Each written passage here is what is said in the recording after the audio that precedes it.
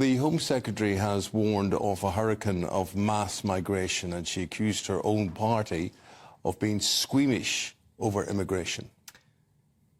The wind of change that carried my own parents across the globe in the 20th century was a mere gust compared to the hurricane that is coming. Let me tell you, our country has become enmeshed in a dense net of international rules that were designed for another era. And it is Labour that turbocharged their impact by passing the misnamed Human Rights Act. I'm surprised they didn't call it the Criminal Rights Act. Well, Conservative MP for Bracknell, James Sunderland, who helped the Home Secretary to write that speech, joins us now from Manchester. Good morning to you. Did you come up with that line, the Criminal Rights Act? No, it was her team that wrote the speech, her SPADs. Clearly it was rehearsed yesterday, it was refined yesterday, but the final words are very much hers. The danger is, I suppose, James, when you put together a speech, and it has to be crafted and you have to know what your audience is, of which between you all do very well. But is the danger that the hurricane that's coming, the winds of change, all that, those words get the headlines, and maybe there are other messages that you didn't quite get out there? Is there anything that you would wish that we were concentrating on today as opposed to that line?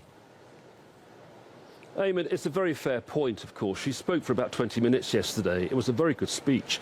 She's a conviction politician. Her team are very supportive of her, and her style is her style. But there is, of course, a danger that the media will pick up on elements of that speech. But what I would say to you is that her style and her language is her own. And as the Home Secretary, she's very well informed on these issues, and she's absolutely right to bring them to the fore of public opinion.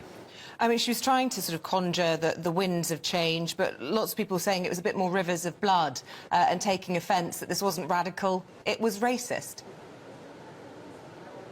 No, I think the whole point was that, you know, things are racist against her. She made it quite clear that she's been attacked and demonised in the media. She does speak for a section of the party. She speaks for many people in the UK, and her views are her own. And actually, what I would say to you is that she's right to bring those views to the fore because she's very well informed. She's briefed by her team all of the time. She meets chief constables, she meets police and crime commissioners, she's with border force all of the time. And you only have to look at what's happening in southern Italy right now to realise that there is some truth in what she's saying. What would you say to Munira Wilson? She's a Liberal Democrat Member of Parliament. She says, as a daughter of immigrants myself, I can't tell you how deeply offensive and despicable I find Braverman's Powell-esque rhetoric. Her parents and mine benefited from the generosity of this country.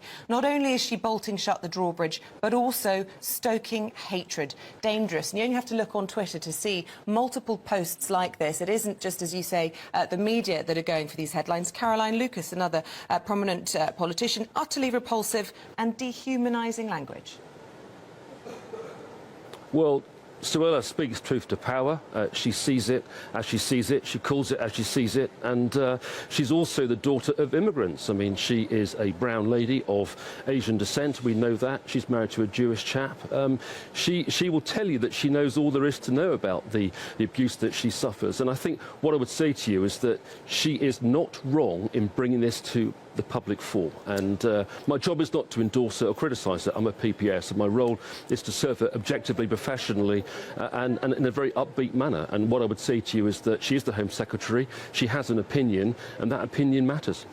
James, what do you want to hear from your Prime Minister today, and in what language? How firm should he be? There is a danger that he keeps talking about he wants to fix Britain, and critics are saying, yeah, but your party has been in charge for 13 years. You're only fixing things that you yourselves have put wrong.